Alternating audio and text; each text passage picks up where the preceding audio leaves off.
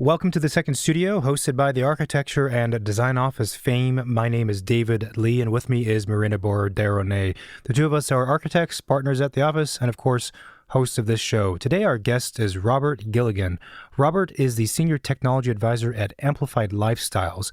With Robert, we talk about the role of audiovisual engineers in architecture projects, home security systems, the future of AV tech, his personal background in this industry, and advancements in smart home technology.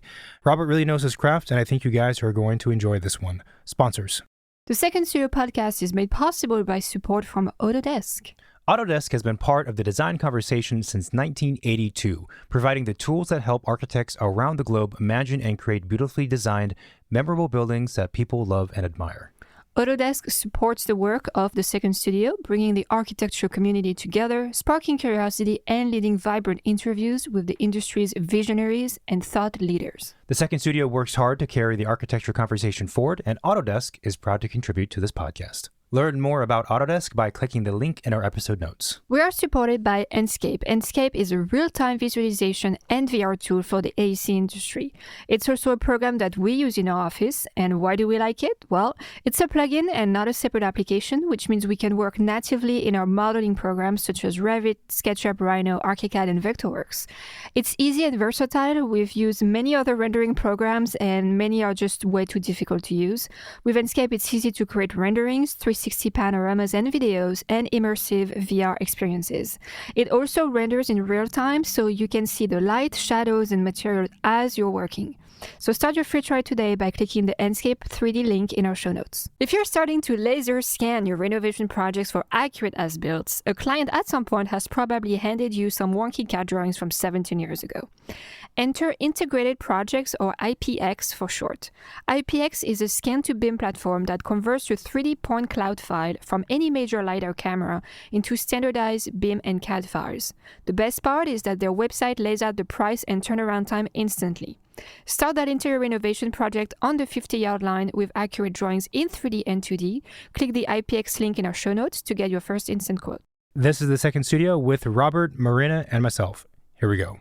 My name is Robert Gilligan, and I'm the Senior Technology Advisor for Amplified Lifestyles, which is the San Francisco Bay Area's probably largest locally owned and operated AV home technology company. I've been involved in this industry, since my 20s, so probably over 30 years at this point, in various degrees. And the technologies all overlap. So my history and my training was actually in, growing up outside of Philadelphia. I was involved in it was the rock and roll performance scene at that time. Bands like Bon Jovi and Cinderella and Skid Row and Britney Fox and Heaven's Edge and all of these bands were coming out of our local music scene. And I was the 15-year-old kid with my 15-year-old friends sneaking into these rock clubs to open up for a lot of these bands that went on to become household names.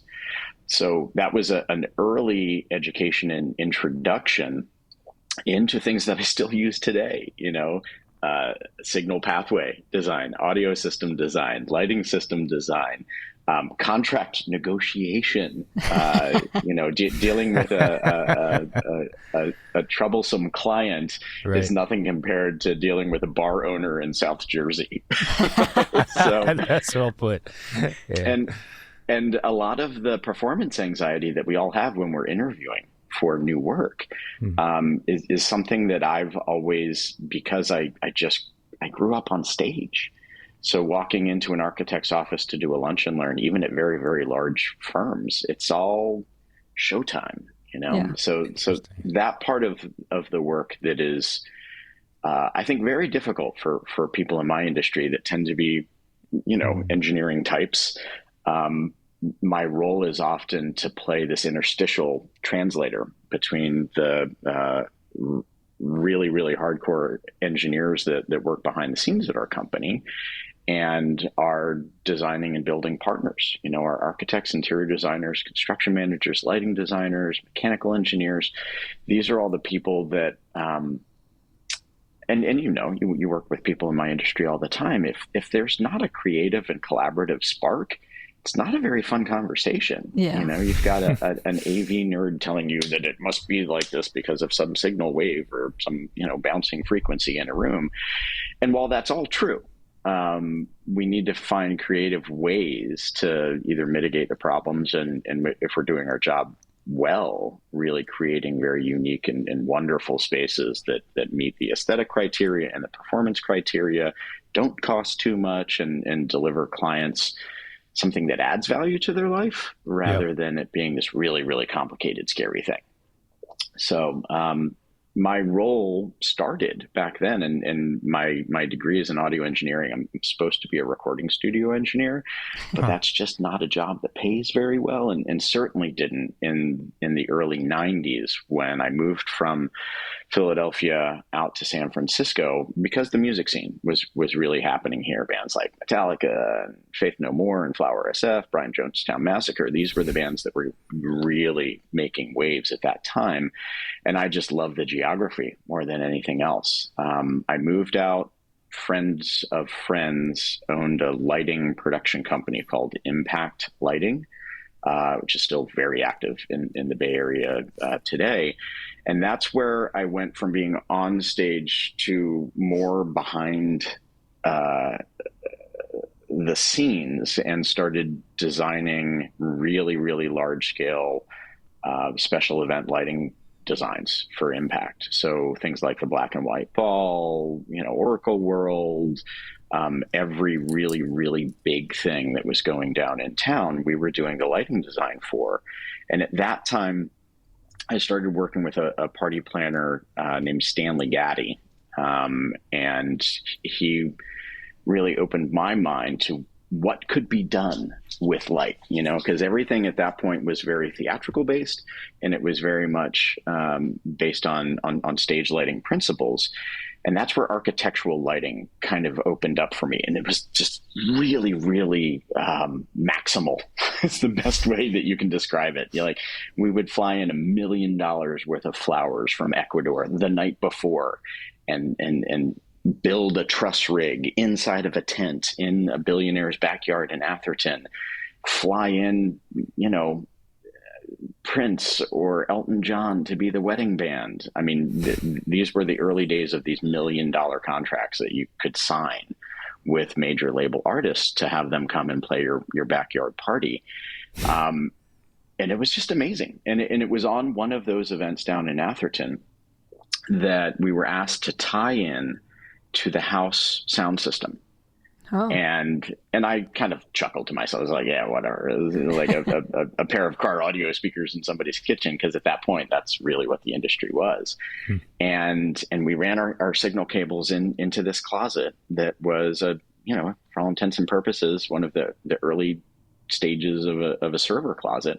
And there was a rack of equipment, amplifiers and signal processors that looked exactly like a recording studio's rack. Wow. And that was when this light bulb went off. It's like, oh my God, people are doing this in their houses. Yeah. People are building recording studios from a technical standpoint. It's the exact same stuff as a commercial recording studio, and they're building it into their house. This is awesome. And right around that same time, my wife and I had our first daughter, and the special event design world is definitely a bit of a young person sport. You're out super late at night, everything's happening around the weekends. Our relationship developed on, Mondays and Tuesdays. And we had this kind of strange bubble that we were in, because we were, the life was all happening Wednesday through Sunday until 2, 3, 4 in the morning. But with the birth of a child, that kind of schedule just wasn't going to work. And I sat down, did a lot of journaling. I had a spreadsheet, and I put down on a piece of paper digitally. Actually, I think I printed out a blank spreadsheet because I wanted to do it in pen and paper, and just wrote down what I was good at, the industries that I wanted to work in, the kind of clients I wanted to work through, because this was at the tail end of the web 1.0 bubble, the first .com bubble, bursting. And what was left at the bottom of the page was that I wanted to work for and serve a market of ultra wealthy residential people that were unaffected by the larger economy. I wanted to work in AV home automation, which was this new technology that was coming in with data networking and a lot of the other technologies that I was just interested in at that time. And I wanted to work with creative people, and I wanted to build something because we had been building these temporary structures and working for months and weeks to build, essentially a palace in, the middle of Howard Street or in somebody's backyard, and it would last a day, and then it was all gone. It was all torn down, and our deadlines were firm. Showtime Saturday, 7 p.m. no matter what, and we would stay up for days making sure that the gig would go off like that. So at that point, I just called around town. It was through Lutron. Interesting. I owe a debt of gratitude to the company Lutron. It was their website that at that point I was pretty much feeling like it was going to be a lighting design firm that I was going to go to work for. Cause that was, at that point, my actual job was lighting designer. And I called around to the different lighting design houses at the time. And then while on the Lutron website, there was a list of their dealers, and their dealers at that point for homework systems were just the AV integrators. They didn't sell it to electricians at that time. Like this was brand new technology, and it was this burgeoning category of companies called AV integrators were the only ones that could sell and install and program a Lutron system. And the company at the top of the list in the San Francisco Bay Area was a company called Engineered Environments. And I just called Randy Stearns and said, hey, I want to work for your company. And he brought me in. I interviewed, and at the end of that first interview, and I was barely 30 years old at that point, he handed me the keys to his service division. And I still don't exactly understand the trust that he had in me. Yeah, that was a trust fall, big time. But I think that what he saw in me is I was young, eager, energetic. I knew a lot about the technology, but from a completely different angle. And I was used to working under incredibly high pressure situations with massive $1 million budgets and tight deadlines. That was probably really the thing that he was responding to. And I just dove right in. My mentor was a senior engineer at the company, Timothy Johnson, who I still work with today. He's one of the partners at Amplified. And he was instrumental in teaching me the connective tissue between the technologies that I already understood. And he had a lot of respect for what I was bringing to the table from the pro AV and the recording world, because he was also a fan of music and had a lot of history in that world as well.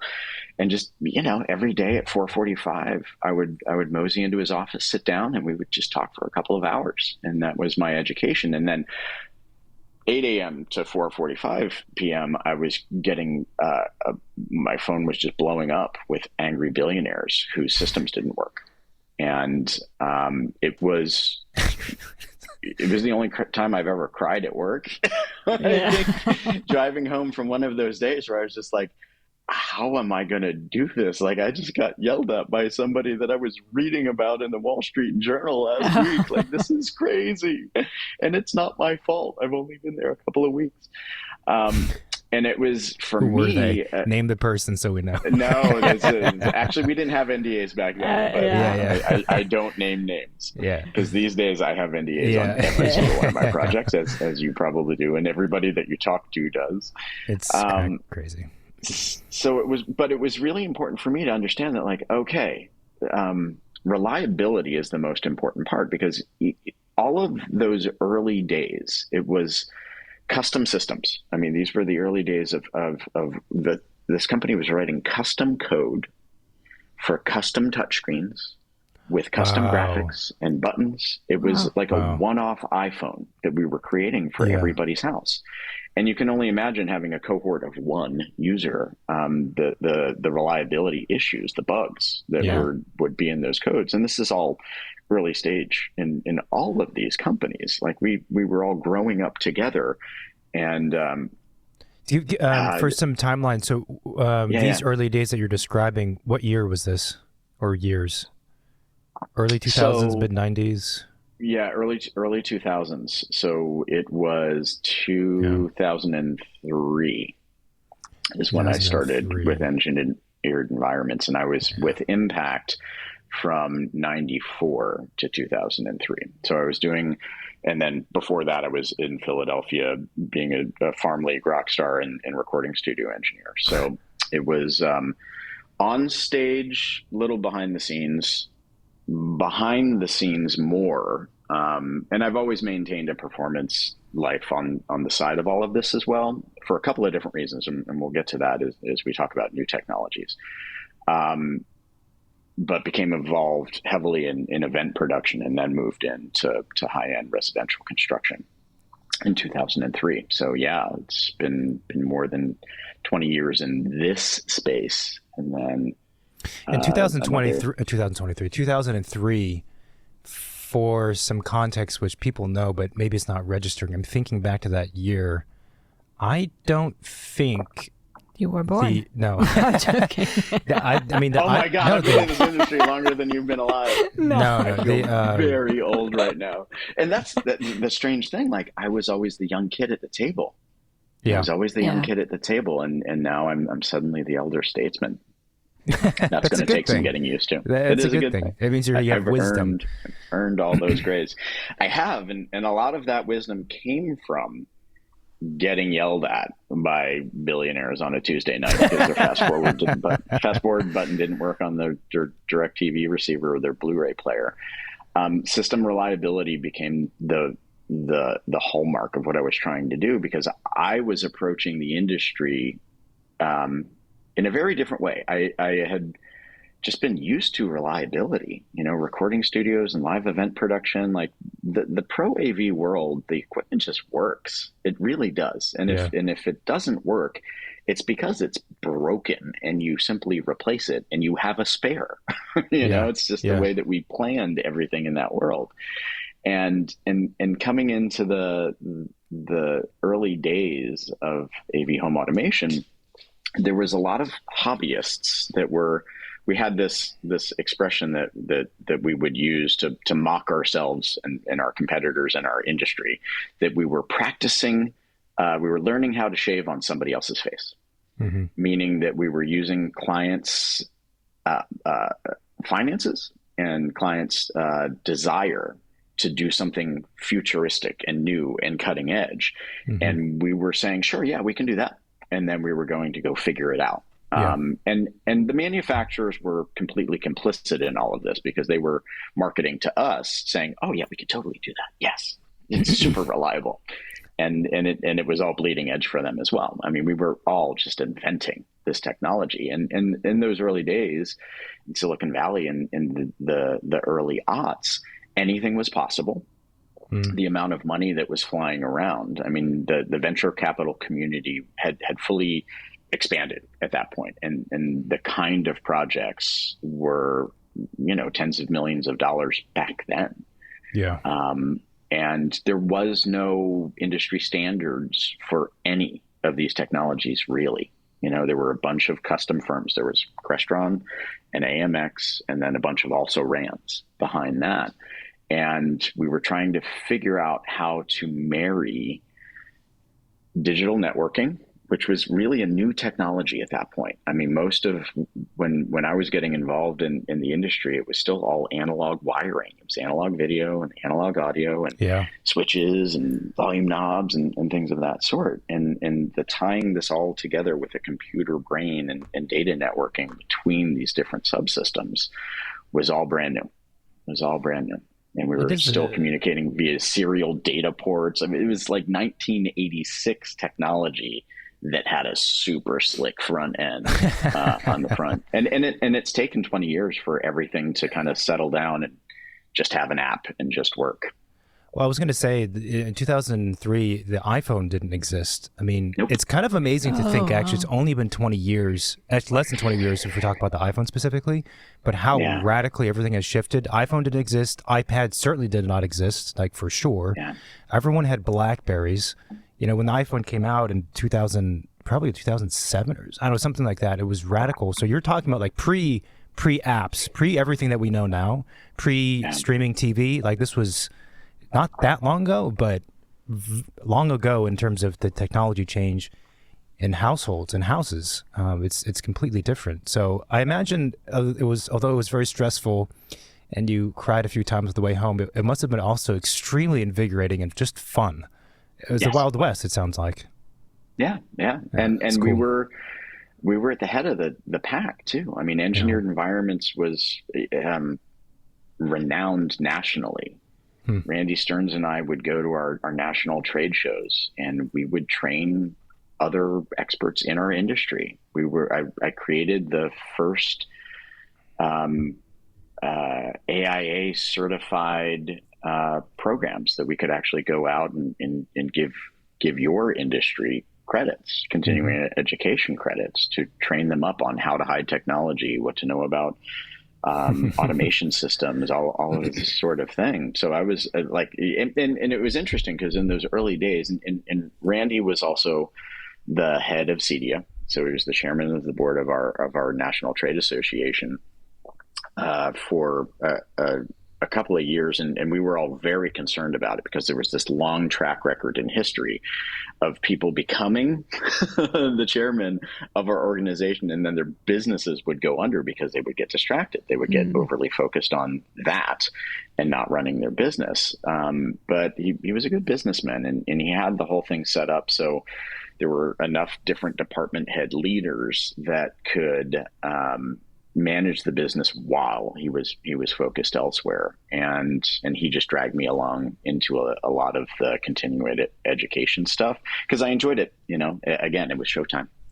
I could get up there, get my PowerPoint game on, give me a microphone and a large stage and an audience full of people, whether they're AV engineers or people at a rock club, and I'm pretty comfortable and happy.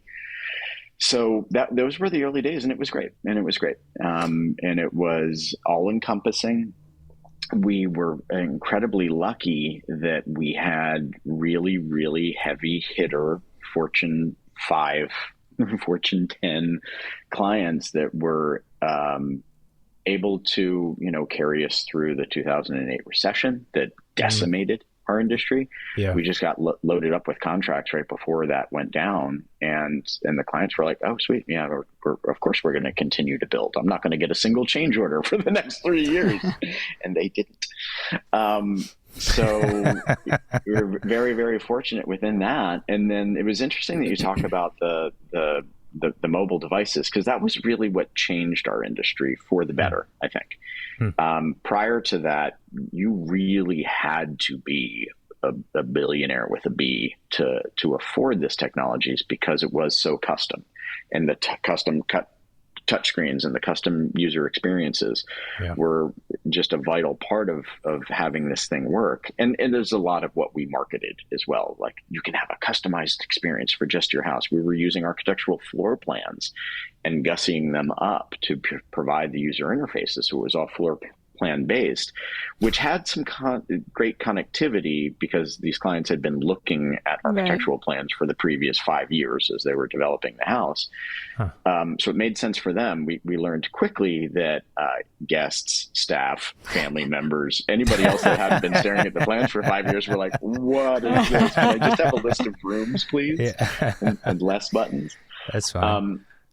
There's two things that really were watershed moments in our industry. And the first one was it's not the release of the iPhone, because that didn't have any other third-party apps. The release of the iPhone was very, very focused. But once it opened up to third-party apps, and really the iPad is what changed the game, a company called Savant came to market, and they just threw down the gauntlet, and they said, we're not going to do a custom touchscreen. And they had been taking apart MacBooks and turning them into custom touchscreens. It was a very Mac-focused home automation system, and they were just, buying off-the-shelf Macintosh product and then ripping them open, voiding the warranties, and creating home automation platforms from it. And when the iPad came out, they just said, all right, we're done. You're going to use the iPad to control your Savant system. And that was a fundamental shift in our industry, and other companies immediately jumped on board. So Control4 and Savant became the dominant players as the configurable rather than the custom solutions. AMX and Crestron were custom user interfaces, really expensive, challenging to maintain code. And then Savant and Control4 were these platforms where the code was written by professional software engineers, a bunch of them working for the manufacturer. And then the integrator was charged with, getting the room names right, making sure that all of the components worked. We were still doing a lot of the commissioning and programming, but it wasn't the underlying code. And the reliability increased at that point. Yeah. But we also lost control of it at that point. So when there were problems, when there were bugs in the system, or when politics came into play and these manufacturers, because they were also selling a competing technology, so they wouldn't write a control driver for this third party that was the industry standard, things got weird in a completely different way. And as a hardware manufacturer, they were young and scrappy, but they had batteries in the remotes that would puff up and melt down, and the reliability issues came up in different ways. So there's always this frustration and this tension in our world between the functionality and the reliability and the simplicity, and then cost out there as well. And we still struggle with that today. When Apple, because we're also reliant upon Apple and Android for their platforms. Yeah. When they make a change, when they release a system update, they will pretty regularly break the functionality of third-party apps because they don't give a huge heads up. Like you get a couple of weeks of beta to figure it out, but they'll release a security update, they'll plug a security hole, and suddenly your Sonos system just doesn't work for 3 weeks as it goes through that vetting process of trying to get approved to be updated on the App Store again. So this is what we struggle with now. We don't get yelled at quite as much directly because they understand it's like, oh, it's just an Apple thing. I can't yell at Tim Cook. So you can try. But, you can try. But that's an interesting thing. So the obviously where technology is now generally is very, very different from the early 2000s. And everyone, as you said, we're so reliant on Mac and on Android. So is the way that houses are done now and what people expect, are you guys still using primarily hardware from Apple as the interface, or are there other companies now that are producing their own dedicated home management, let's call it, I guess, system, and then they're a full package deal? So Crestron still exists today, and you can buy Crestron touch panels, but Savant has come full circle and sells their own touchscreens as well that are just task-based. They only work, and really it's probably Android or some other tablet that's been deconstructed and just does one thing now. But it is primarily the challenge there has become the software updates that Apple has released that I was just describing. That's infuriated enough people enough times that they're just like, hey, I just want a touchscreen that does one thing. So we're coming a little full circle on that, but mostly what I'm seeing, and I know that I'm a huge proponent of this, we're just trying to hang more technology on the Lutron lighting keypad buttons because it doesn't need a screen. It doesn't need an app. There's muscle memory involved. You're going to have a lighting control on every surface of the house anyway. It's going to be there. And sometimes your phones need to charge. Sometimes Yeah. it's in the charging dock. And I'm a huge proponent of not having a phone on you at all times. Like I don't sleep with it in my bedroom. It's downstairs on the other side of the house at night, just for my own mental health reasons, and that comes from, years and years of being woken up at 3 a.m. by a drunken client whose fast forward button didn't work on their Blu-ray player. But that leads to another general question, which is, like you said, how do you tie together all these different systems in a kind of simple manner that's a user-friendly manner and not convoluted and complicated? So how does that work now between all the different things? And also this I just was reminded that we often have clients who are drawn to the idea of the quote smart home, right? And this term has been around for like a long time now, and I don't think it's ever really taken off. And I think also the phrase smart home promises a future or a vision that clients want, but I've never really seen executed in a real and convenient way. But anyway, so clients will be like, I want a smart home. I want to control everything from my phone.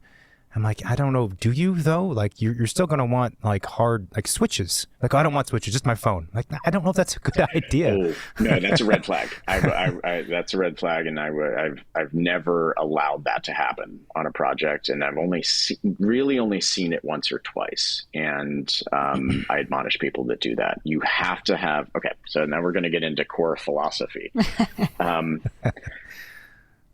And you might need to edit this back, and my apologies if I wander a little bit or go on to some tangents. So to answer your question about the different methodologies, it's really down to two, which is nice. You either have a multi-app approach where you have different apps on your phone and your devices that are separated by task, and modern humans, we all select different apps based on task. We use a different app to send a text than we do to make a phone call than we do to check an email. The same can be done for your audio, your lighting, your thermostats, things of that sort. So a simple folder on any of your mobile devices called Home Controls, and you've got 5 or 6 or 7 different apps that you just select based on task, is a way that works for a lot of our clients.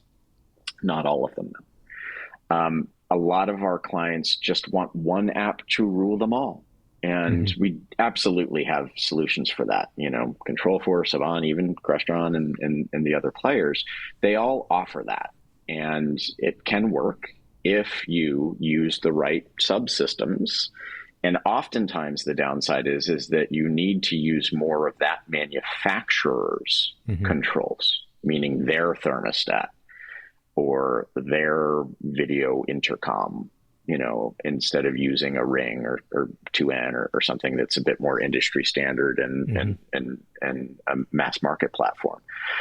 Not that those companies can't work with these different control systems, but it tends to be a bit more reliable if you're using more of their branded product. The challenge there is then you are in their ecosystem and it's very hard to extract yourself from it. So our philosophy is to design AV home technology systems that leverage best-in-class industry standard subsystems like Lutron or Aprilaire or Carrier or Honeywell for mechanical controls and things of that sort.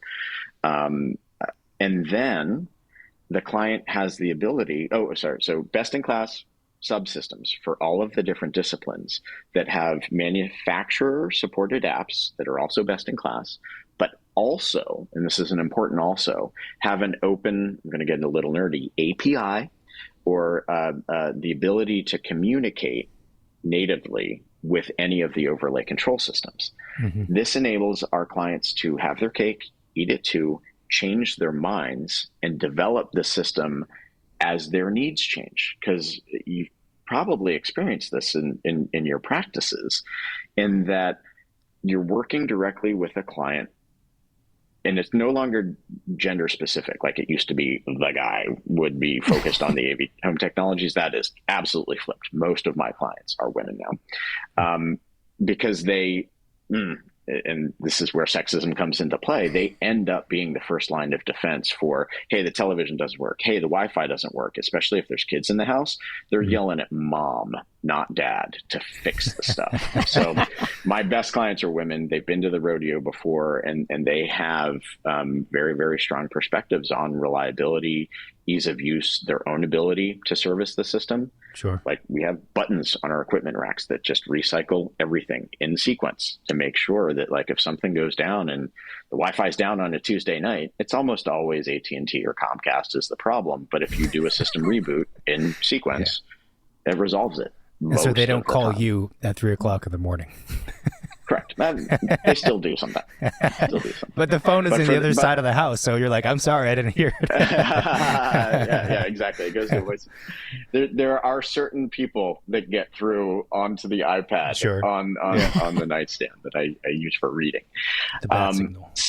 So within that, though, it's about trying to empower our clients to be able to not be beholden to the technology or the AV integrator. And that's a lot of the frustration that the early adopters had. Yeah. They lost control of their home's brain, of the neural network of their home, of their ability. Back in the day, you had an AV receiver and a television that weighed 5,000 pounds and a VCR and a Blu-ray player or a DVD player, 15 remotes on your coffee table, but you could mash buttons until you could get some entertainment. Like you could do something. Once we remotely located all of these devices in a system closet, 400 feet away from your primary suite, and you only get an hour a week to actually sit down and watch a movie because you're busy running a global empire and the television doesn't work, you will throw that remote out the window, off the balcony, into the pool, down the canyon. We've had clients do all of these things. I was going to say, those are very specific examples. No, and they are very specific, and they have all occurred because it's an absolute failure of us when the client goes to have some quality entertainment, either with their family or solo, and the system doesn't work. So again, just laser focused on reliability, and that's one of the things that more of a multi-app approach allows for. So the overlay control system is great. It is very, very convenient to have one app or a single button that can then go do a bunch of different things. Like it's funny, we talk about smart homes and all of this sort of thing. The primary use cases or the primary benefit for most of us, myself included, and full disclosure, I've got a full automation system in my house. It's all on, all off. I just want to press a button at night and make sure that all the lights go out, the thermostat sets down. If I left any audio zones on in the house as I've moved around the house, that they turn themselves off, the TVs turn off. Maybe the shades drop down if I've got some motorized shades, and it's just convenient. And especially when you're up in 10, 20, 30,000 square foot houses, it can take some time to walk around an estate like that and make sure that everything's off. So the all off button is the most important thing. And that's where sometimes we'll do an automation control system just behind the scenes, and we won't actually be using any of their apps or their interfaces. People will still be using multiple apps or just manufacturers' controls on the walls, lighting keypads, to do 90% of what they need to do. But when they press that all off button on a Lutron system, it's talking to the Savant controller that's then talking to the Sonos players and the televisions and all of the other stuff to turn the house off. Interesting. And that's a lot of what we're doing. We're just refining, and it's different for every client. And some clients that are new to the game, like this, for some of our clients, this is their dream. They've worked so hard to launch a company and become successful, or they've just got that A round of funding, or they've just sold their company, which is a lot of our clients, and they suddenly have millions or billions of dollars to play with. And this has been a dream of theirs forever. I want to have a smart home. I want to have that Tony Stark smart home with a custom user experience. That's it. Yeah, They'll call it out. They will call it out. And when they call that out, I'm like, totally understand. Minority Report interface doesn't really exist. Yeah. Minority Report and Iron Man. Those are the two. Yeah, not quite there, but let's talk through what you really want and what you really need. and we can get them close. The other thing that nobody talks about enough, and something that I harp on all the time, is who are the other users of the system? That's the thing. Are your kids going to use it? Are your parents going to use it? Are your staff going to use it? Like, who's really dealing with the kids and their homework after school? Is it you, or is it a team of educators that you've hired to make sure that these kids not only do their homework, but really understand their homework? They've got PhDs. Nannies have PhDs now. So within that, I'm constantly asking clients to think about the other users. And we have a lot of estate managers who are our clients. We do a lot of estate work where clients will have multiple houses either in the Bay Area or also, pied-à-terres in New York, or, estates down in LA or Hawaii or wherever. And we do travel, we do fly. We try to limit that and make sure that our clients have home bases in the Bay Area. So we're not devaluing ourselves or spreading ourselves too thin.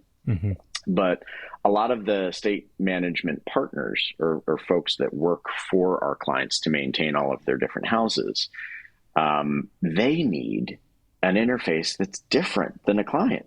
Client might be totally happy just drilling into multiple apps to control audio or shades or whatever else they want to do, because they're the primary user.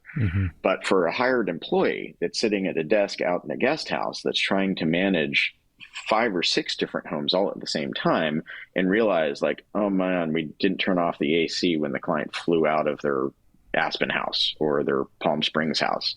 I need to dial into that house and turn off the AC. It's part of their job. And a lot of what we're doing with the kind of old school overlay control system work is actually targeted for a business use case. We're solving a problem for the employees of our clients that are trying to manage multiple homes all at the same time from a single location.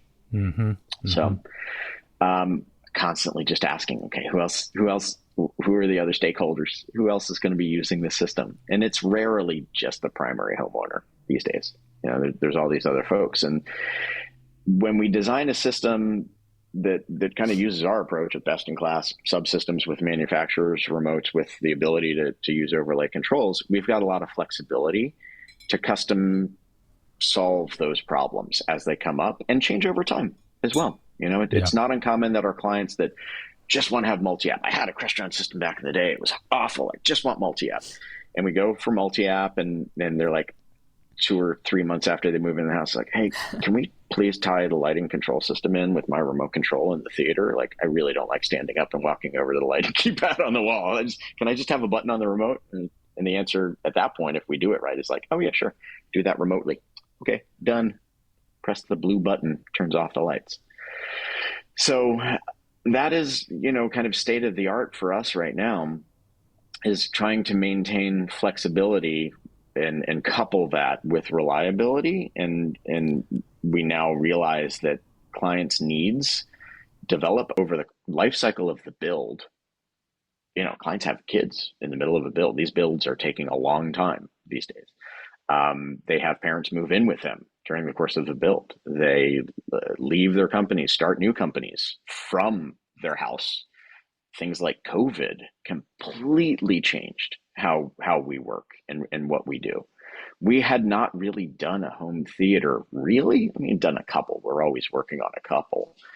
But post-COVID, almost every single project has a dedicated critical viewing room somewhere in the house. It's not always a dedicated theater, but that became such an important part of all of our lives, to be able to come together with our loved ones and our families, or just be solo as well, and turn off the world for a couple of hours. And that suspension of disbelief and that ability to cocoon around yourself and create, it's like a safe entertainment space, was something that people kind of relied upon during COVID, and post-COVID, it's still there. I thought it might go away. It's like, oh yeah, no, we're never going into a room to watch television again, because we had to do that for 2 years. But I think that people found some comfort in it. So we're doing more theater projects now than I probably ever have.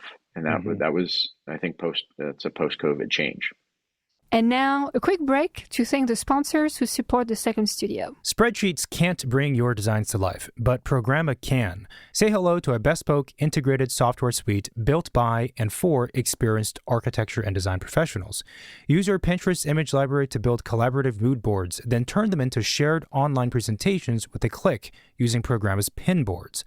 Use the Programma Web Clipper to build a centralized specification library for your studio. Share always up-to-date specifications and product schedules with clients, trades, and colleagues by generating beautiful, branded, live links, and client dashboards. Programma's clean, minimal interface allows your work to shine. Start for free and save 25% on annual plans at programma.design/second studio. In our office, we do a lot of remodel projects, and getting accurate as-built of the homes was always a challenge. As you can imagine, manually surveying a home is tedious and time-consuming. Fortunately, we discovered Canvas, an app that allows us to use our iPad or iPhone to scan entire homes quickly using LiDAR technology.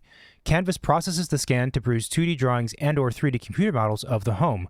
The files are compatible with SketchUp, ArchiCAD, Vectorworks, Revit, and others.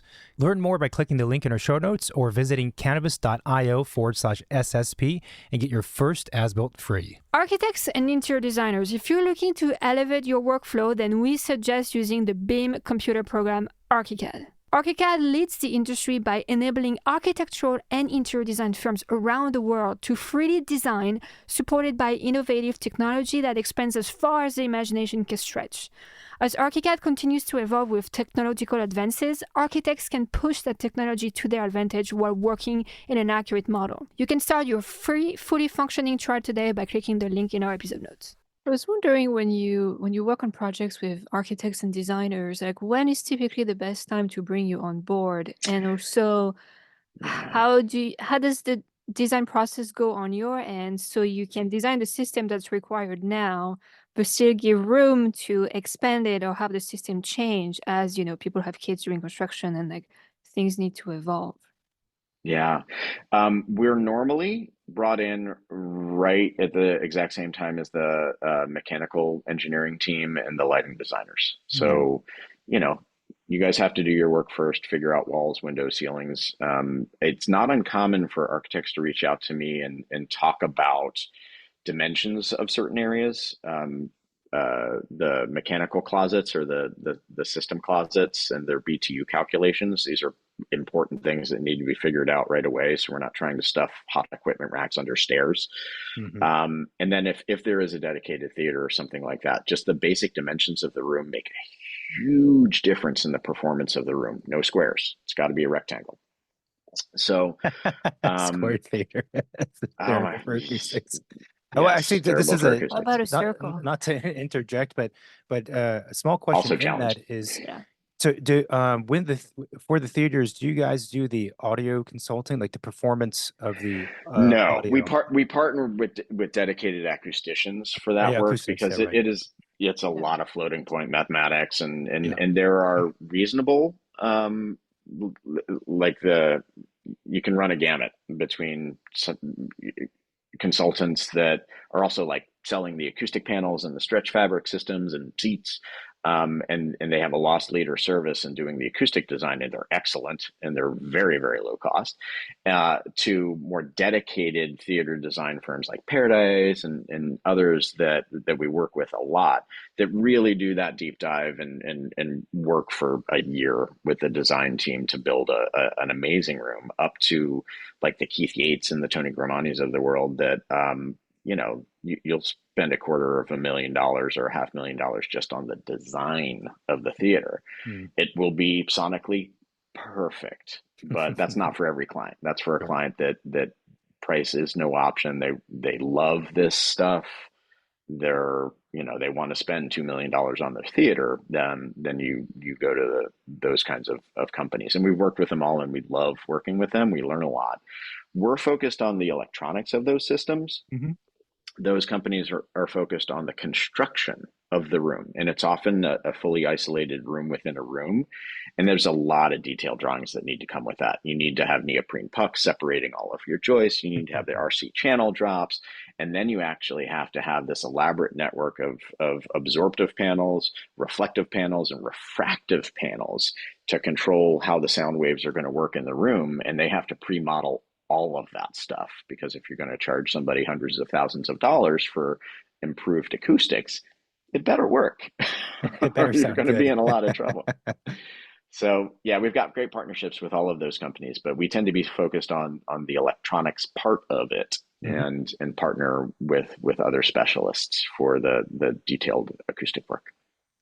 And I'm So a huge believer, like, don't do a theater without one, and yeah, know that you can get those services at different price points that fit the budget of your project.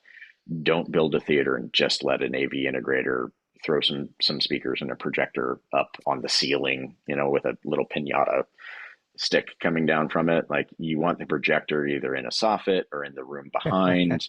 The noise floor of those rooms is important, because yeah, what we're trying to do is, again, going back to my life on stage. It's the suspension of disbelief. You need to forget that you're in a room surrounded by this technology, and you just want to focus on what's on screen. yep, So yep. So I interjected. So as far as you working with designers and architects and collaborating, you're brought on at around the same time as the mechanical folks, which makes sense.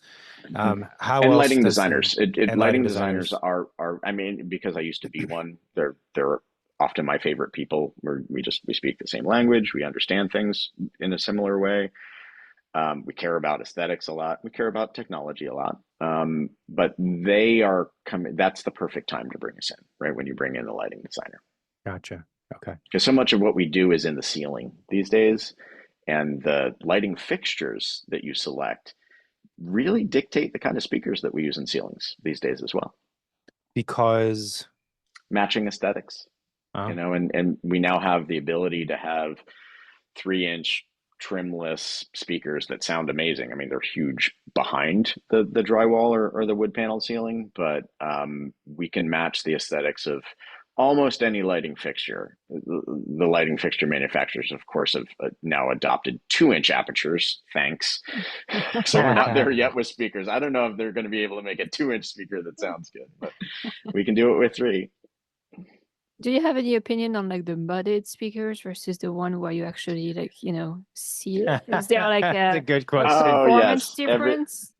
yes, there is. So they're getting better, and I've installed hundreds of these things during my career. I was involved in some of the very, very first installations where they had this vellum uh, uh, film that you had to apply over top of it so the mud or plaster wouldn't soak into the speaker and break it. Because if they break, you are opening up the ceilings or the walls to go in and fix it. Um, there's been a number of different technology advancements in that space, and they're now kind of, I'll say they're to the point of sounding like the worst traditional ceiling speaker you've ever heard. So Mhm. they've finally gotten to the point of being passable, but they do get bonus points for being magic. And we still use them all the time. When aesthetics are the most important part in a formal living room, or we're doing period work, and Mhm. things, just, you can't have any visible speakers in this room. It's just going to look ridiculous. We've got oil lamp sconces in the room if we're doing traditional architecture. So they still have an important place in the mix. They're an important tool for us. The challenge with them, and I will share this with you if you've not experienced this, is the base of that technology. The way that technology works is that it releases almost as much energy into the joist bay as it does into the room. So it's not uncommon for you to be standing in a room above where those invisible speakers are, and you feel it and you hear it coming out of the floor. Hmm. So completely inappropriate under anything resembling a bedroom or an office. And we can build boxes, and the sound transmission is getting a little better. It's a little better at heading down instead of up into the joist, but that's still the fundamental problem with that technology. It releases too Gotcha. much energy in the opposite direction that you want it going. That's why we like the small aperture 3-inch speakers, because they're big metal boxes that live up in the joists, and they're fully isolated already, and they poured out through this tiny little hole, and they do a much better job of keeping sound in the room instead of in the baby's room upstairs. That makes sense. Fascinating. Yeah. I think Yeah. one of the reservation we often get from clients, using like smart home feature and technology is like a lot of them are concerned with the technology, changing quickly, and how can they keep up with that Yeah. change when they bought a system, 10 years ago, and now 10 years now, Well, this is things are like the much, continual headache of like the 21st century, right? Is we're always living under updates every 2 days. There's an update. which There's is a new interesting version. There's a do because this and do there that. is like the software updates, but there is also the physical Yeah, technology that also gets better. So and it gets dated super it gets quick. dated pretty quick. Yeah. It does. I'm going to challenge you a little bit on that because there Yeah. are certain things that absolutely change, but there's also certain things that really don't. Yeah. Speaker technology, really? The running of a analog speaker wire from an amplifier to a speaker, that hasn't changed in, I don't know, 70, 75 years. And Mhm. that's Wow. still what we're doing today. So your architectural speakers, even the invisible ones, that's a safe spend.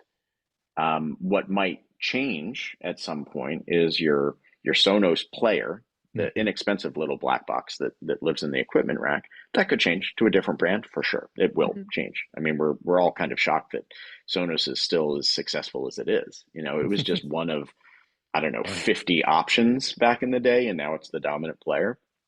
But whether you're using a Savant audio system or Control 4 audio system or Blue Sound, which is a competitor to Sonos, or Sonos, those all work in the same way. And that's a simple replacing of a little black box. The speakers and the speaker wire, really the expensive part of that installation, because the labor, nobody ever thinks about Yeah. the labor costs Yeah. more than the speakers and the electronics Uh-huh.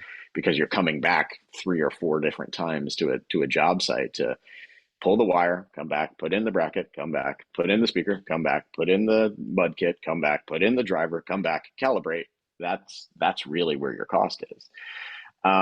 So within that, there are certain technologies that don't change much. The lighting control systems, and why we're huge proponents of hanging as much on a Lutron system as you can. Lutron, really, they change their platform once every decade, Yeah. and they're backward compatible. I mean, we still have old school first gen homework systems still functioning today, barely. And when they fail, we're having those hard conversations of like, we can't really get replacement materials anymore because it's 30 years old. Yeah. But what other electronics in the house? There's no such thing as durable goods really anymore. I've replaced my fridge and my washer and dryer several times in the last 20 years. So Lutron lighting control systems have longevity. The speaker systems have longevity. The data networking has longevity so long as you invest properly at the front end. Hmm. And that's using the fastest copper Ethernet cable that you possibly can. Pulling fiber optic cables between the important locations is something that we do and is important because it gives us the flexibility. So 10, 15, 20 years from now, we know that we can get fast connectivity between point A and point B. And it doesn't cost a ton. The fiber optic termination is what costs money. The actual cable itself is cheap. So we do a lot of unterminated fiber and have been in our systems for decades. And it's really saved our butts when we go back in 20 years later and try to do a system upgrade for a client. And we see a piece of dark fiber there. And we're just like, oh, yeah, sweet. We can do whatever you want, you know? So that's good. Certain technologies are absolutely going to change, and I always just try to be very upfront about that. Like, hey, Yeah. your control system, don't overspend on that thing. You're going to swap that out in 6 years. It's just Mhm. like your computer. It's just Yeah. like your MacBook. We don't hold on to our MacBooks for 10 years, and our control system processors are going to need to change. And any iPads that we put in walls, which I don't recommend putting iPads in walls, uh, if you use your iPads on tabletop stands, that is a really easy thing to swap out an iPad without, digging open your wall, or worse, getting an iPad stuck in a wall because, its battery expands. We've had that happen too. So a lot of it is expectation setting. Some of these things are really just almost disposable technology Yeah. costs, the same Mhm. way that we go through phones and laptop computers quickly, and we just need to be prepared for that. But some of this technology, it's going to stick around for a long time. Video is the other thing that's challenging, and that's expensive, although so much cheaper these days. That is one of those technologies that just continues to change. I was counting them up a couple of weeks ago. Somebody asked me how many different video cable technologies had I seen in my industry, and it was like 13 or 14 different cables that I've had to manage through, Whoa. in my time in this industry. And the most important thing that you can do to future proof your house is make sure that you have an empty, flexible conduit between wherever the Yeah. brain of the system is Yeah. and your television locations, primary office. Oftentimes, we're doing this to Wi-Fi access point locations now too. Hmm. Um, Empty conduit with a string in it. That's the most future-proof thing that you can do. Yeah. And if you've got crawl spaces or attic spaces, planning for changing wiring needs or planning for changing technology needs over time doesn't cost much of anything. It's maybe a 2 hour conversation some point during the design phase to make sure that, like, okay, 15 years from now, because this is going to be my forever house that's going to last 100 years, because I know you're all designing 100-year homes now. If I want to change something, how am I going to do it? And just a little bit of pre-visualization and planning makes that easy. So it's not as daunting as it needs to be. But in the old days, it was pretty bad, because you're spending $250,000 on your custom Crestron system, and then 5 or 6 years later, it's really bad, and your friends are all laughing at you because it's so slow and pokey, and look what I can do on my iPhone. Um, that's where it becomes something that is my responsibility to set the stage properly and make sure that my clients are actually spending money where it's going to bring long-term benefit, and Hmm. setting expectations for where the short-term pain is likely to be. And we just try not to overspend there unless they really want to. Some of our clients have unlimited budgets and they just want to play with whatever is the best thing today. And Sure. they're totally fine with swapping it out 5 years from now. They'll want to swap it out 5 years from now for whatever is the best, coolest thing in 5 years. Do you guys have, I would imagine that the challenges you face with um, updating systems and the like in the future is a little bit less challenging than if we can. I'm thinking of like HVAC systems as comparison, because it's all, and I'm also thinking in terms of like modern and contemporary houses. That the challenge with those is that there's no space. The architects never leave enough space for HVAC. But I imagine for AV, that's less of an issue as long as we're running that conduit that you mentioned that allows for future cables to be pulled. Yeah, we fight Like, pretty hard to create some rack space in a conditioned area. I mean, the BTU calculations they can get pretty intense. If you're gotcha. having a party and you've got a bunch of amplifiers, you've got everything, centralized in an equipment rack somewhere in a mechanical room in the basement. Each one of those racks, and some of our systems have 3 or 4 different racks because we're trying to control 40 different zones of audio, both inside and out.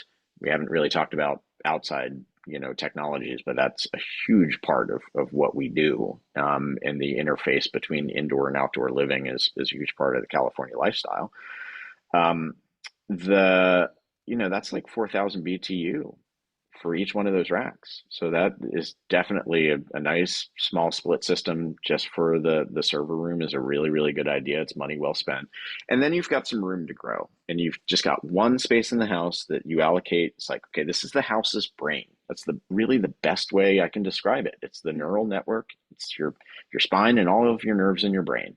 It needs to live somewhere. And if you give it a good central space where all of those nerves can stretch out and listen and project sound, and we've got our security cameras and our access control systems and our Wi-Fi and shade control and lighting control. It's a lot.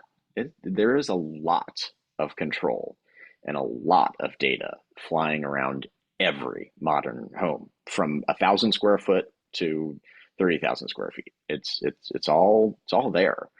And the larger homes don't work well with wireless technologies, Mm. like the wireless light switch replacement kind of thing that Lutron also offers. Hmm. Great in a 1,500 square foot bungalow in the Berkeley Flats. Not appropriate for a 20,000 square foot plaster mansion on the hill. Hmm. Hmm. Hmm. I was wondering So, about the security system and security cameras. I feel like these days there is kind of like people are getting hemmed up on putting security cameras everywhere, even inside their house, and kind of like being I on don't let him camera all inside. the time. Yeah. Yeah. The security thing is definitely I guess you'd call it a trend. But more and more people are really concerned with that, Yeah. with AV and also Yeah. safe rooms and all this kind of stuff. Yeah, I was just interviewed by Forbes a couple of weeks ago on this topic. So, I really good friends with a security consulting group called Bastion Projects, and I did some work for them, helping them navigate through, because what happened in our industry with the transition from proprietary wiring to all network-based wiring happened in the security industry like 10 years later. And I worked for Bastion for several months, helping them navigate through that. And they're just a great security consulting firm, with no disrespect to some of the major players like, Gavin DeBecker and others that are very, very focused on everything that can possibly go wrong and staffing, security officers with earpieces and Uzis and guard dogs and all that kind of stuff. A lot of our clients actually require that kind of security because the threats are real. Um, but Bastion always took a very pragmatic approach and did deep dive uh, risk analysis first. Like they would cyber stalk the heck out of their clients to figure out, like, okay, how much information can really be learned about you online? Do people know where you live? Do people know where your kids go to school? All of this stuff. And then they would design thoughtful mitigation of that risk, leveraging technology wherever possible. And I'm very proud of the work that I did for them, trying to make clients be safe, most importantly, feel safe, which is really what people are mostly spending on, and sometimes get manipulated into doing way too much, and not making it feel like it's Fort Knox. Yeah. There needs to be enough surveillance for a bad guy to make a different life decision, because crooks, they notice all of these technologies. And as they're casing potential targets, if they see sensors and cameras and in all of the right spaces, they're not going to take that risk. They're like, okay, that's a good security system. The chances of me getting caught and having my face or some other part of me recognizable is too high. I'm simply going to go to the house next door and try to steal something from that house. So there's that delicate nature.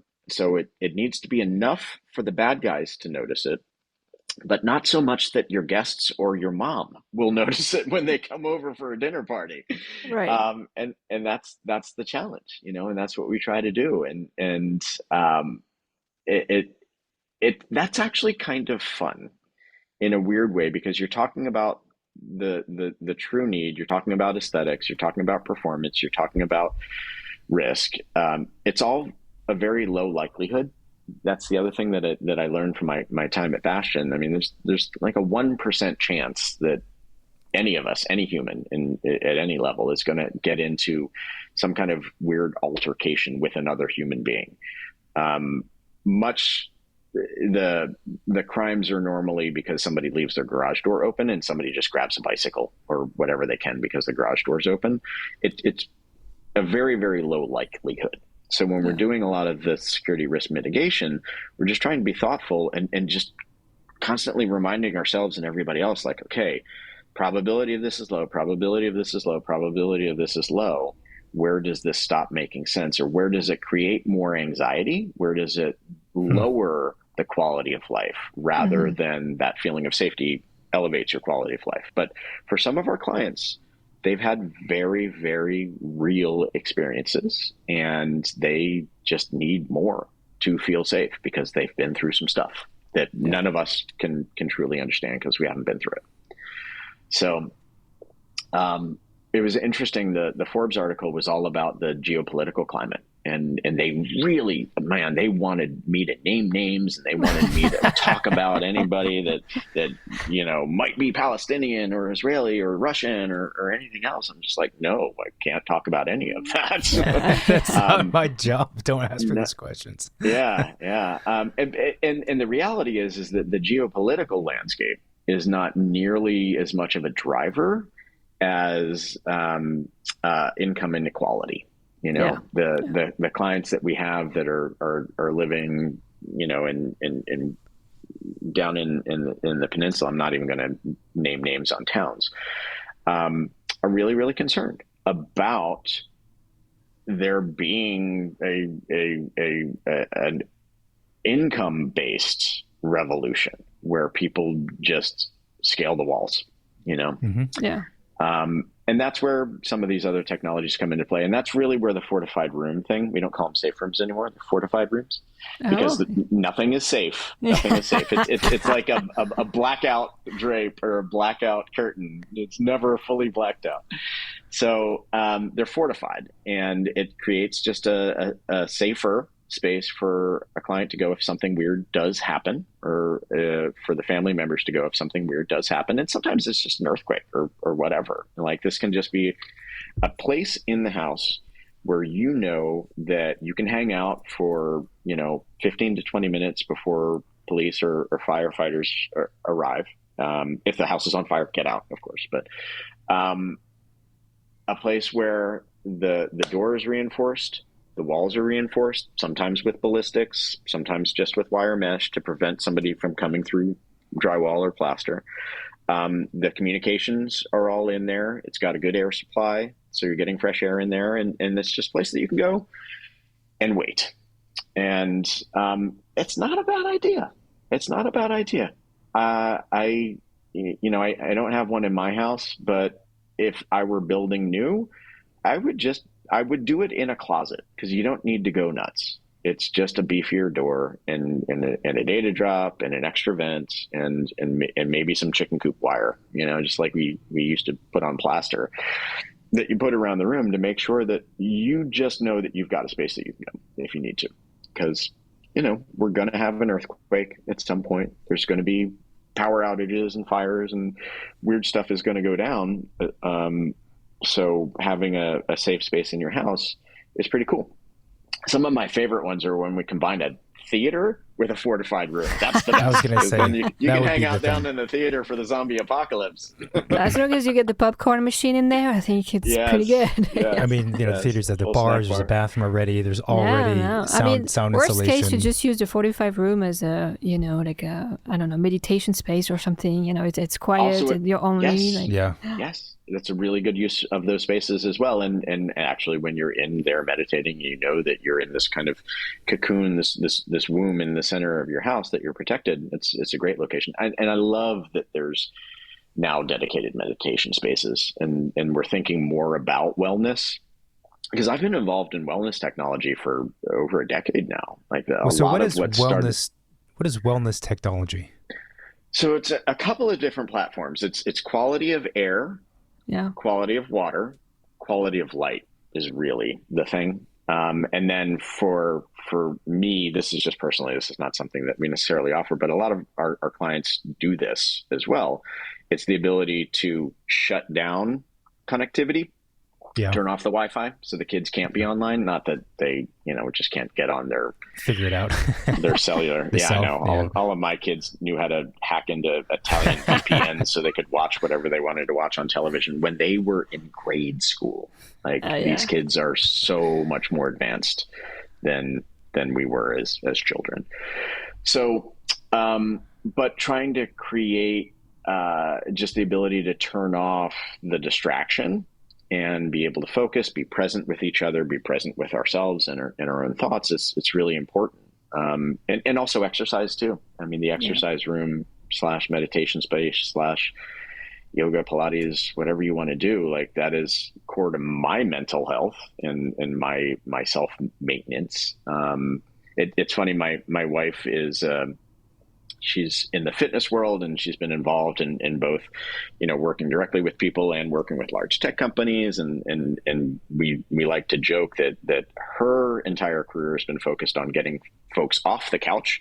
My entire career is being able to enable clients to never have to leave the couch and do it all from their phone or from their app. So I'm coming around to her way of thinking about the world, and really trying to make sure that we're designing great spaces for that kind of work. I love designing audio for workout spaces, because you can really kick out the jams in a space like that, and have some great performance that actually helps, like it helps motivate you, but also... And the lighting too. Mm. And the lighting and the quality of light is where we've been doing a lot of our focus in this wellness space. It's the tunable white lighting fixtures and the circadian rhythm-based lighting fixtures. Mm-hmm. In Lutron's world, it's called Ketra. They bought a company called Ketra that was based out of Austin, Texas, that would have lighting that could change the color temperature throughout the day as the sun changed its color temperature, and it helps to invigorate you, and then it helps to calm you down at night, as it's naturally triggering humans' natural circadian rhythms. I got to do a deep dive with this when I had COVID a couple of years ago. I got COVID on a job site, and it just so happened that Lutron sent out a test kit with all of this new Ketra stuff. So those were the early days of COVID. So I was sequestered in my primary suite. Everybody else stayed downstairs, and I was just stuck upstairs. And I just got a chance to really do a deep dive with all this Ketra stuff for 2 weeks while I was isolated. And it got to figure out exactly what my color temperatures were, like exactly the Kelvin temperature that I liked at the low end of the range and the high end of the range. And it was very, very different than what came stock. I was like drilling down the difference between, 1350 and 1400 was a huge difference between me feeling good and me feeling like, oh, I hate that. Amazing. So it is a very, very subjective thing, and it's different for every human. And as we're designing systems for our clients, again, I'm coming back to that question of like, okay, who else needs to weigh in on this? Because your favorite color temperatures are not necessarily going to work for your significant other, or your kids, or your mom, or your staff, or any of these other folks. So we need to have different controls and different buttons for different people, maybe. So yeah, we have internal debate about the 27 or the 3000 Kelvin in-house. Yeah, so. Yeah. And now even the cheapest LED fixtures that you get at Home Depot have the little dip switches, so you're able to select them. So this technology, it's very real, and it's available at any price point, and that's where a lot of our wellness focus is. The other side of it, it's mostly a mechanical system play or benefit. It's having really, really good scrubbers for air quality. I mean, thank goodness that we haven't had the fire seasons that we've historically had for the last 7 years. It was getting really bad. I mean, I had air purifiers in every single room of my house, and I was running the central air system to use those scrubbers too. And, we had asthma concerns, and clients were irritated by a lot of that stuff. And there was a lot of, I'm a little fuzzy on it, MERV 13 or 15. It gets smaller particulates as you go down, right?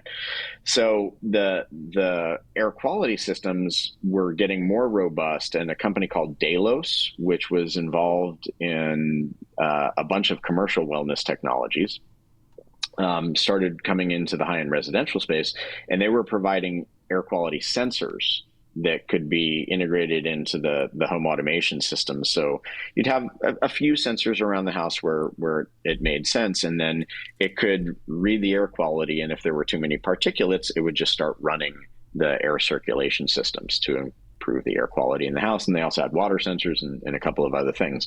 Again, nothing that we would sell or install. This was all stuff that plumbers or mechanical people would do, but we would provide data connections to their controllers and end up talking about the technology a lot because it was new and beneficial. It was helpful for people.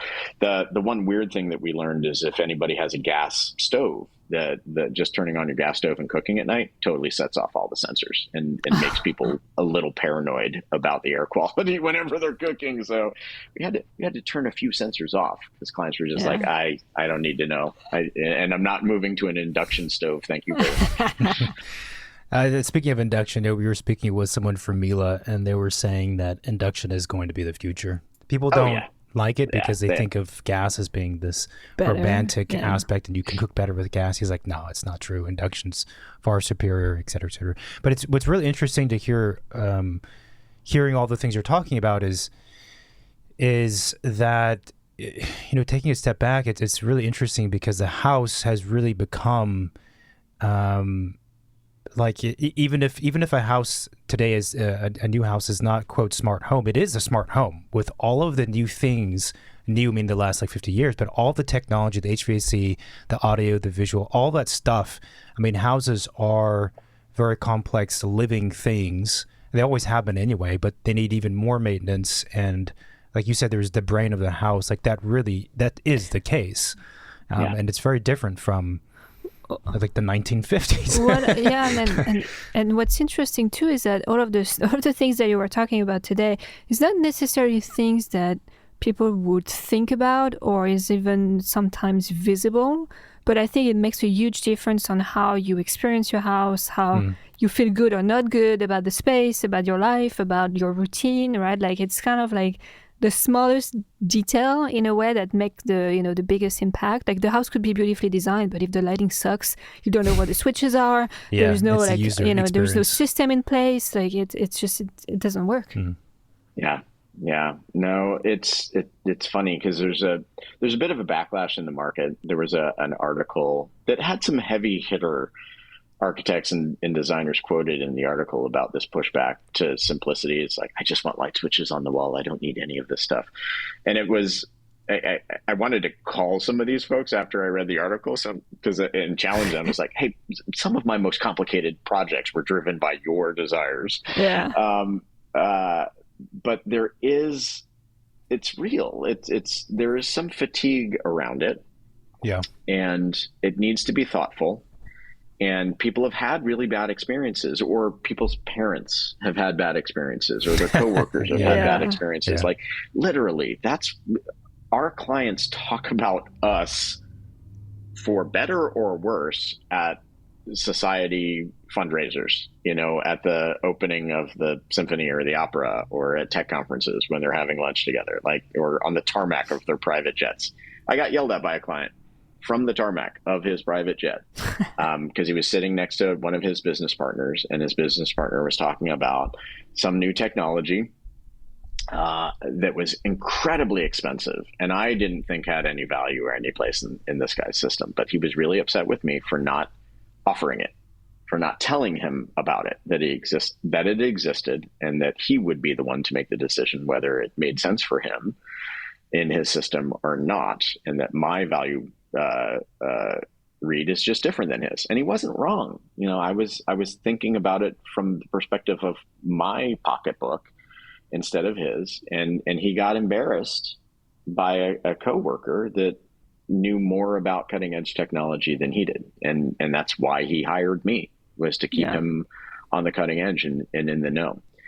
So these days I always talk about everything, and then we'll offer my opinion or my experience based on normally reliability. It's yes, we've done that because I've done almost everything at this point. Yes, I've done that. These are the things that you need to watch out for. These are the gotchas. If you still want to move forward, awesome. I know exactly who to call and how to get that done for you. But, everything comes with a caveat. Everything comes with a challenge. There is no benefit to any of this technology without a price to be paid. And sometimes it's just financial. It's just like ridiculously expensive, but it's perfect. Sometimes it's very inexpensive, but you're just going to have to be administering it weekly to make it work, and some of our clients happy to outsource that to us as well. I mean, our company maintains full 25% of our near 50-person staff is dedicated in post-installation service. I mean, we really do think about this whole industry and what we do flipped on its head. We think about it from, okay, move-in day and 5 years from move-in day. What's that experience like? And then we design systems based on adding value to our clients' lives after they move into the home, not doing whiz-bang stuff that's super cool during the construction process. And that outlook is unique to us. Like most companies in our space are between 5 and 15 people. They just move from new construction project to new construction project. They don't have dedicated service departments. If they do, it's like one technician that'll swing by to fix something on their way home from a new construction build. We're just laser focused on service and work backwards from there. That's interesting. Served us well.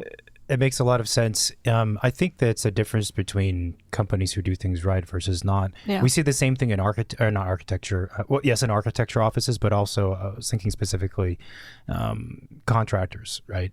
And it tends to be like, you know, this too, the way contractors work at the high-end tier, the high-end residential spaces, they have dedicated teams for maintenance.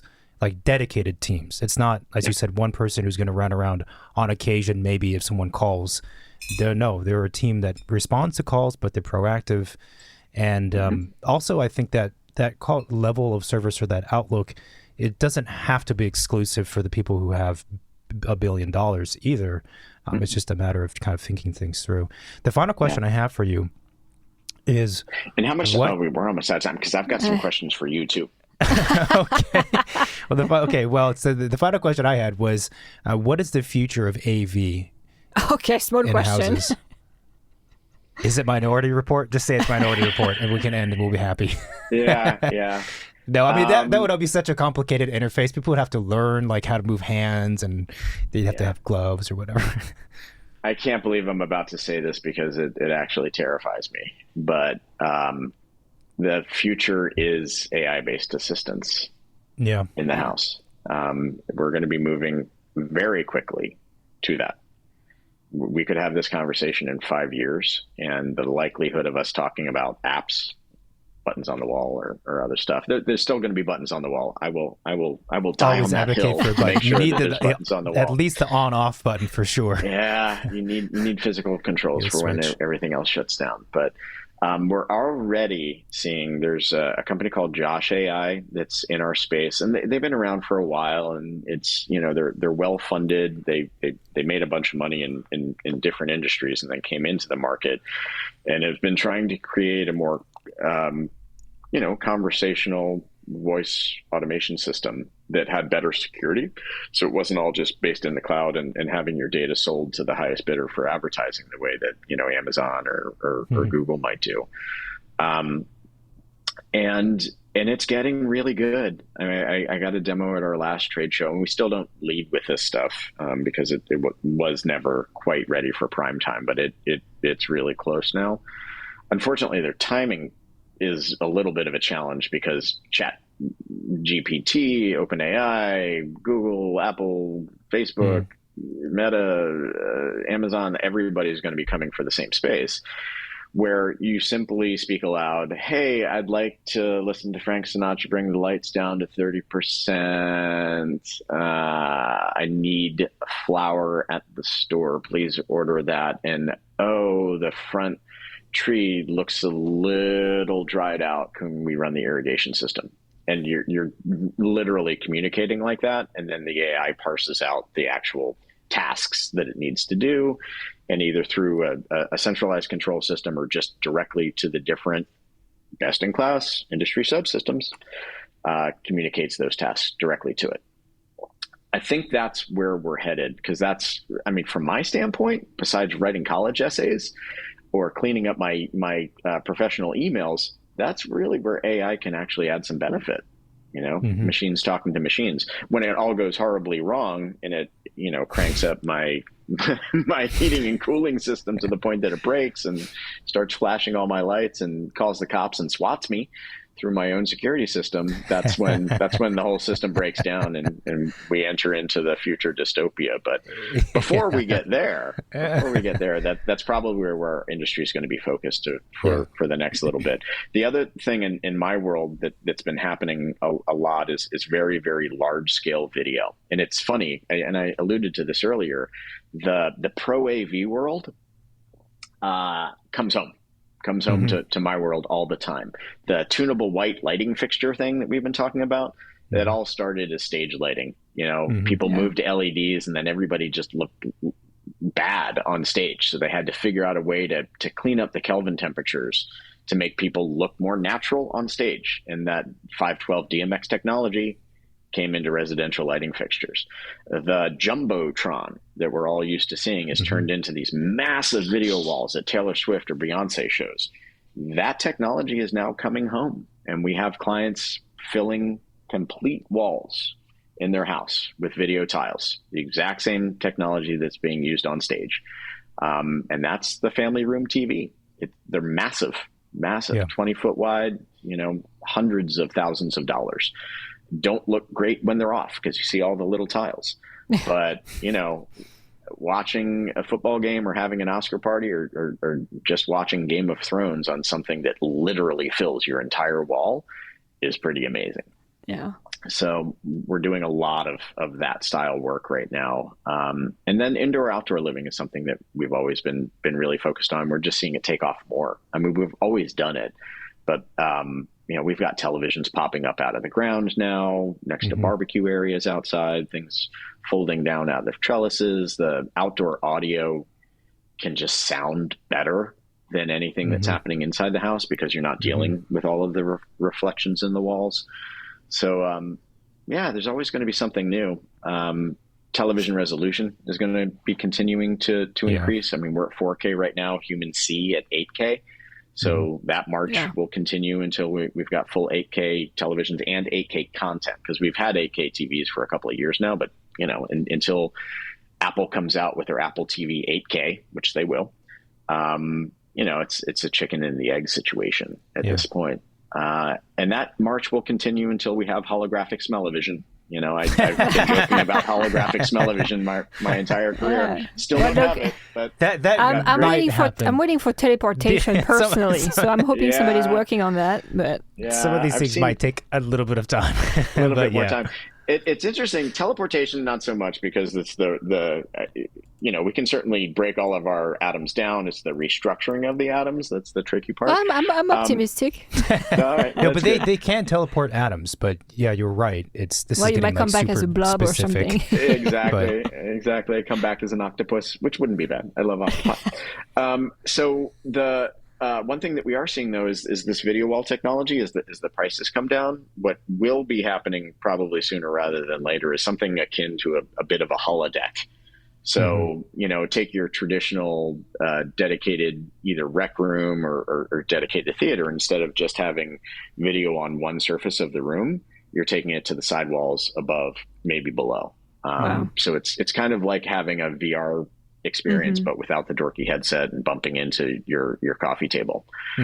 So, but that's still, decades away before we get there. But yeah, the Star Trek holodeck is likely to show up just because so many people in the industry have been influenced by that. It's funny what we all grow up watching in sci-fi has a funny way of becoming real, 20 or 30 years later.